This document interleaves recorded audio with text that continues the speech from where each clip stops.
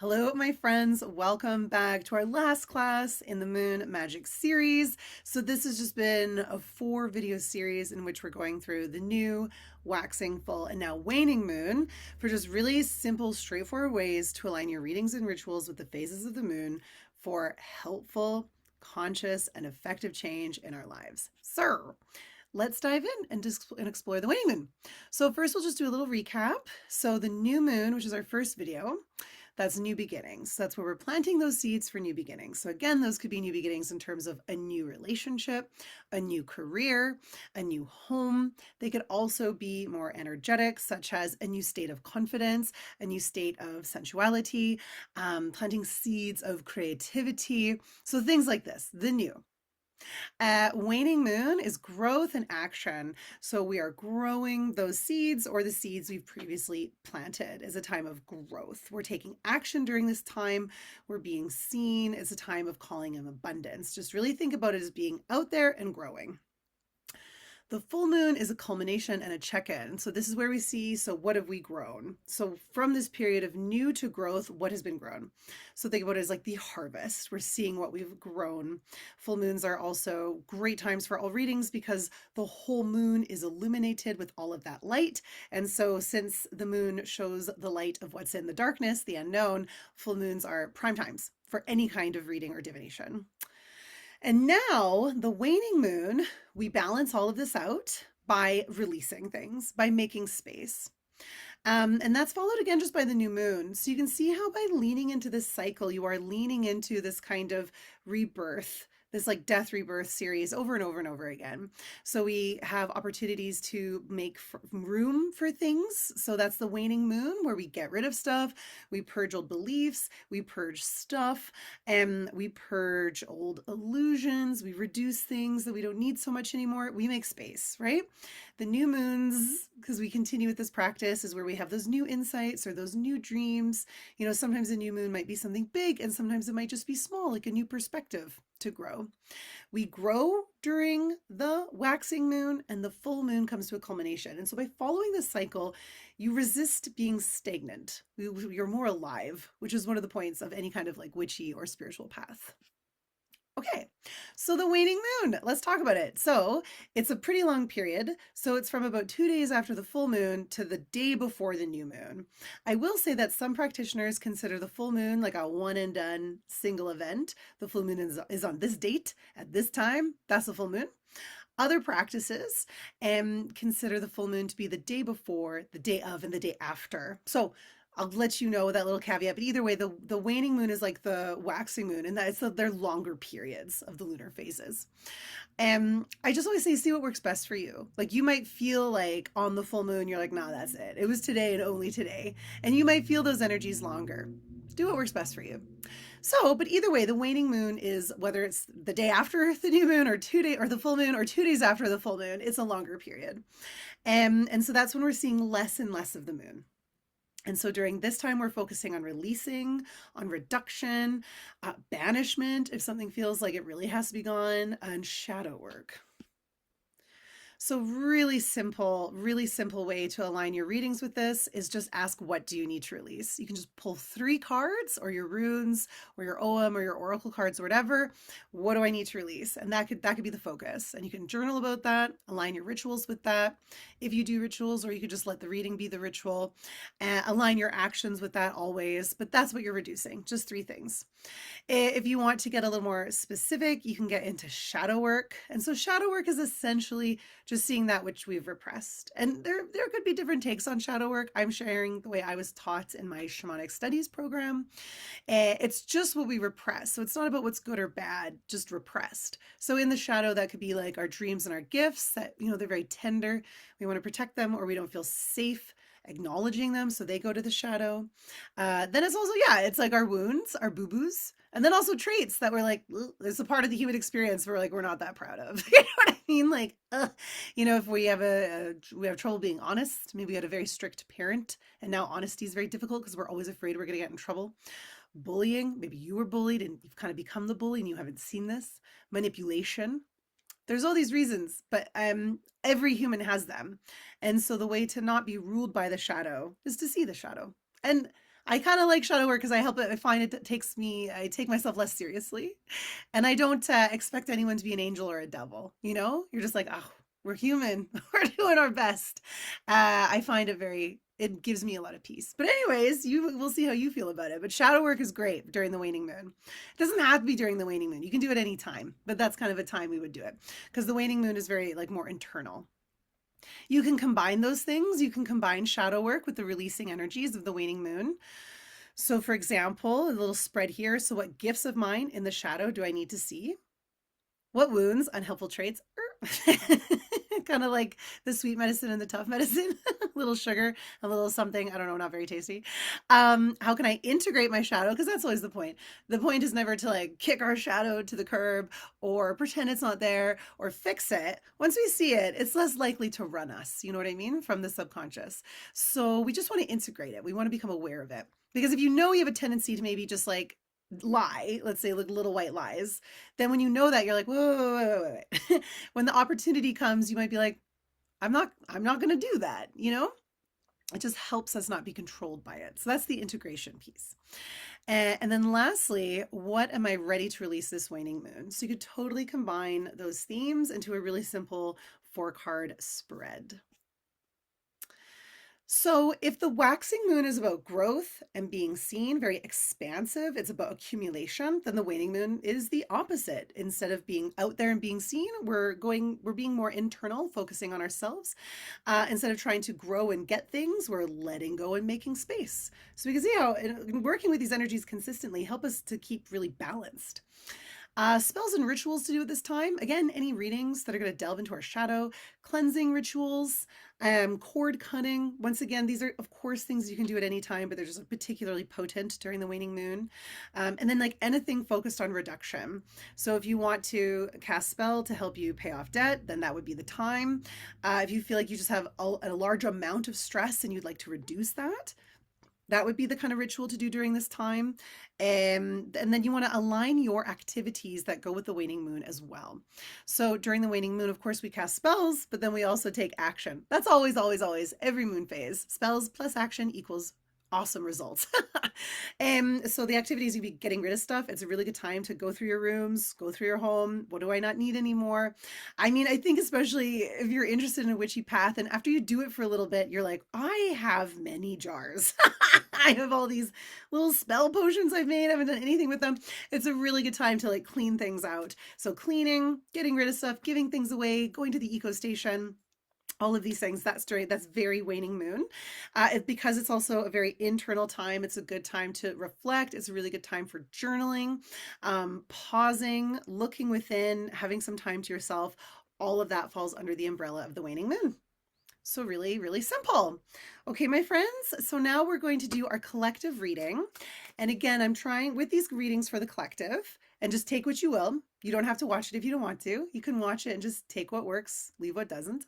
And I want to show you how they build on each other, because ideally for a strong tarot practice, that not only strengthens, or any divination practice, your runes or your OM or whatever. So by keeping track of your readings, not only do you learn more about reading, but you are learning more about yourself, right? If you have a moon journal and you follow this, and so it can be very simple. It can be a little spread on the new moon, one during the waxing moon, one during the full, one during the waning moon. In, you know, like a 29-day period or whatever it is, that's 4 readings. So it's very doable. Like we've seen, the readings can be very short, but then when you do them over and over again, you're going to start to see your patterns. And that is where, with that awareness, things get really helpful. So we're not starting fresh with each moon phase, right? We're building on each other on them. And this way we start to really live that spiral. We go deeper and then we've got more heights. Okay. So anyways, so let's go over the last few readings we did for the collective to see what we're building on here with our waning moon reading. So the new moon, when we started this program, was the world. And so this was planting seeds for what we really, truly want. Not a dream that we think is just like, you know, kind of easy or like whatever, like, yeah, that'd be nice. But those things that are like, that's it. I've always wanted to go to that country and write that book, or I've always wanted to like have this kind of relationship. I've always wanted to start this business, whatever it is. I've always wanted to move here. So the world was like, what do you really want, babies? And plant the seeds, own it. In the waxing moon, what we had to do to grow those seeds of what we really truly desire, what we really truly want, those wishes that really matter to us. And we needed confidence, sensuality, warmth, a little more socializing, some witchiness for some of us with the Queen of Wands. And we had to grow an awareness of the power of our thoughts with the Eight of Swords and the Ten of Swords. We also had to grow awareness that some of the previous situations we'd been in that maybe inhibited our belief in ourselves or our confidence are in fact over. So that was that waxing moon reading.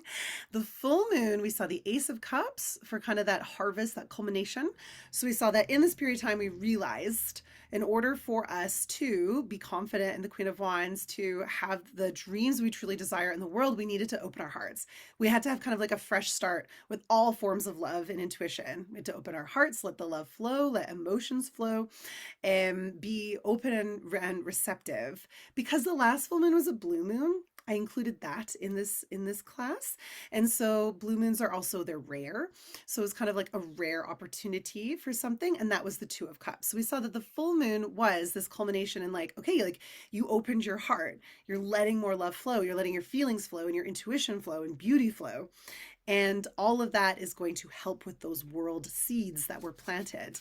And then the chance, kind of rare chance, was that Two of Cups was to either renew a current relationship or align with a really beautiful relationship.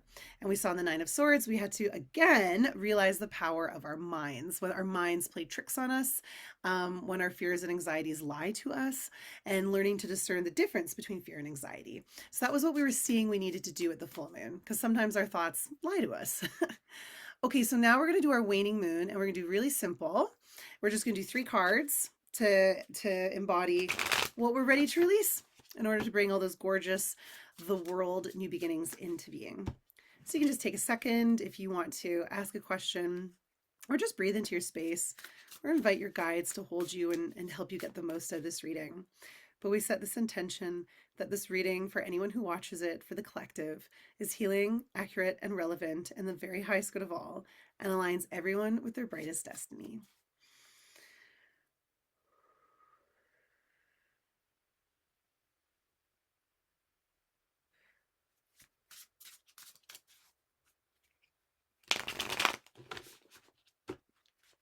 Okay. Oh.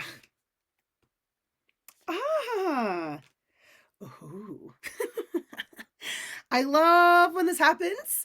And we got a card that people would be like, oh, but that's such a good card. And I always beat this drum. Allow me to beat it some more. There's no such thing as good or bad cards. I know that's hard to hear when you're like, okay, but like the sun, happy, joy. And then the tower, just like doom and gloom, bodies flung out of a tower that's lit on fire. I hear you. I totally understand that initially it's hard to make that, to be like, yeah. They all have gifts. But if you just learn that, like, they all do have gifts in medicine. They also all have challenges, just like everything in life. You will pull more from the cards if you can move past any kind of immediate judgments of good card or bad card. Okay. And that card, by the way, is the Star. That's what we have to release. And I know you're like, whoa, what? But hold on. We will explain. So firstly, the first 2 cards we pulled, we have the 5 of Cups, which is like the card of letting go of the past. It's perfect for letting go of things. We have the 9 of Wands. And then, yeah, here we go. Here's our beautiful Star. Okay, so this is what we need to release or reduce.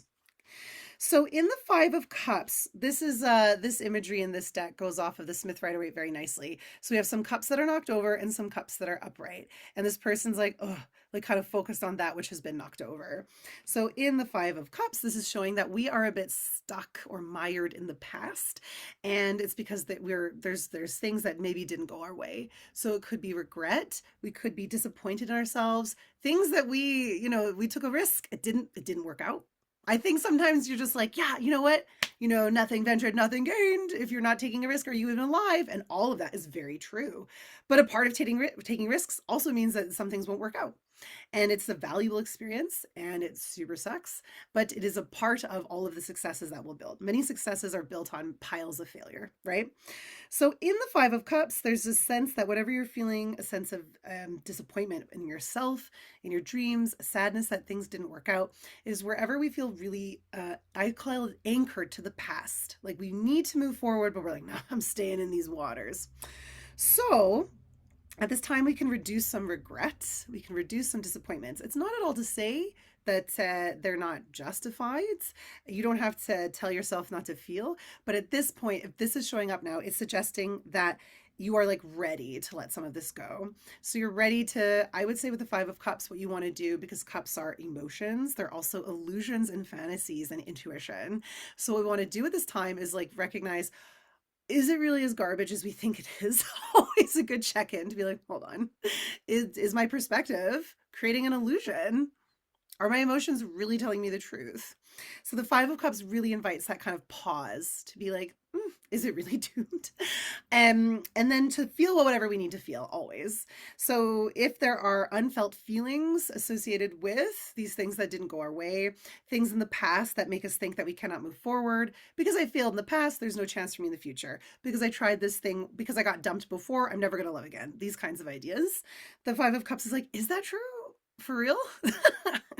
So what we want to do here is let ourselves feel whatever those feelings are, just fully and honestly, and not just act on them willy-nilly, but feel them. So this would be, again, that waning moon time for journaling and just being very honest while you journal. Like, look, you can light those pages on fire so no one will ever see them. Sometimes stuff just needs to get out.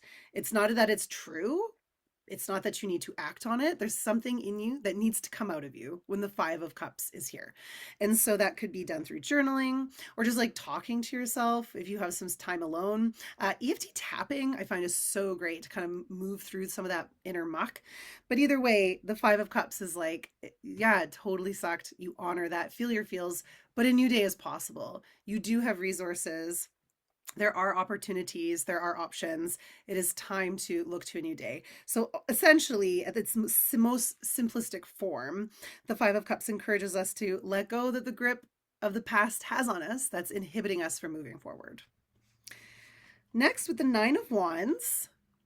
The Nine of Wands is this card where it's been like an uphill battle. And so I always like the Nine of Wands because I feel like the Nine of Wands is like, I see you, kid. Like, I don't know. I just have this like tough, cool older person voice in my head who calls me kid. And they're like, I see you, kid. And you're just like, yeah, it's been hard. I feel like that Nine of Wands is the way tarot can just be like, I see you, you're seen. I see that it's been hard. And you can be like, thank you for seeing me. And then the Nine of Wands is like, but you don't get to give up. So the Nine of Wands is where we're sometimes feeling a bit vulnerable. It's been like an uphill battle. We're tired. We might be defensive. We might be on edge. We're just like, don't even look at me, That defensiveness, that desire to give up is something to release at this time. The gift of the Nine of Wands is where you're just like, I am a warrior princess like Xena, and nothing is going to bring me down. So the Nine of Wands, it's usually that like, it's like, don't give up, because this card shows up like right before the finish line, but you just can't see the finish line. So we're continuing this uphill, metaphor or whatever. So here's the finish line and you are like here and you just can't see it. So the Nine of Wands shows up like right before things are about to get easier or we're going to get some help, but we just can't give up. So the Nine of Wands would be like, resist the urge to give up and acknowledge how hard it's been, certainly. So I'm getting a sense from this reading, there's a lot of like, feel your feels. I would also let go of feeling defensive or thinking that like everyone's out to get you. That can be something in the Nine of Wands. We assume everyone's out to get us. And so we're like, we're really ready to like defend against everything. But that itself can actually become very exhausting. Excuse me, gotta hydrate. Now, this is where it gets really interesting. So the Five of Cups and the Nine of Wands for my friends learning tarot is pretty clear. Like you'd look those cards up in books if you're learning the tarot and you'd be like, yeah, okay, it's time to let go of disappointments. It's time to let go of clinging to the past. It's time to let go of feeling defensive or wanting to give up. But then you get the Star and you're like, oh yeah, I should totally let go of like hope, optimism, being myself. Which is it? What should I let go of? So in the Star is a card of like healing. We haven't quite arrived where we want to be when the Star comes up. There's still more on our major arcana journey. We still have the moon, the sun, judgment, and the world. So there is a sense of we've done a lot of healing. We've done a lot of releasing and processing, and now we just want to rest a bit. We're ready to receive blessings from the universe. We're seeing ourselves more clearly. We're more aligned with our purpose. Okay? None of this is telling us to not do that. But the star, sometimes, if we're going to look at the challenges of the star, sometimes the star is, I need to rest more before I can move on. I need to do more inner work before I can move on. I need to just dream a bit more before I can act. And none of those things are bad. But this waning moon is suggesting, if you've been like waiting for the star to like call your name, or you've been waiting to feel just like perfectly rested and have total clarity, if you've been waiting for some blessing to come in and fix it for you, the star is suggesting that we release this.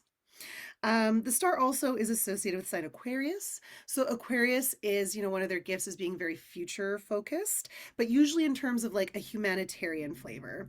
So they want to like dream a better world into being, and this is wonderful. But we do need to also anchor ourselves in the present. So we can kind of see here, we're not very in the present with this reading, because in the Five of Cups, we're like very stuck in the past. And in the star, we might just be dreamy, dreamy, dreamy about the future. Won't it be better when? Wouldn't it be great if? I'll just wait until blur. And so I would suggest then what it looks like we're also releasing is avoidance of the things we have to do in the name of the past or the future, particularly anything in the past or future that is outside of our control. So this could also suggest little undertones of letting go of the illusion that you are either in total control or totally out of control. We are not masters of the universe. I'd love to just reverse climate change. You know what I mean? And I cannot do that, but there's still lots of things I can do in my own life to work towards that, to do my part, right? It doesn't, yes, there's going to be always the forces that be that are going against what I think is the right thing, but I will still show up and do the right thing. You don't wait for someone else to do it. You don't wait for it to be easier. You do it now. So I would definitely get the sense from this reading, any sense that we are waiting or feel like we can't make any movement at all is something to be reduced. Okay. Oh my God, this is so exciting. All right, my friends. Well, thank you so much for being here. I hope you all learned a few cool things during this Moon Magic series through the readings and through the slideshows. I really, again, it can be really simple. New moon, new beginnings, perspectives. Waxing moon, grow them. Full moon, what did I grow? What do I see? Waning moon, what to release? New moon, new perspectives. Again, it keeps us fresh. It keeps us from being stagnant. It helps us be really alive, and it's very simple. Okay, my friends, thank you so much for being here. Wishing you all the best. See you soon.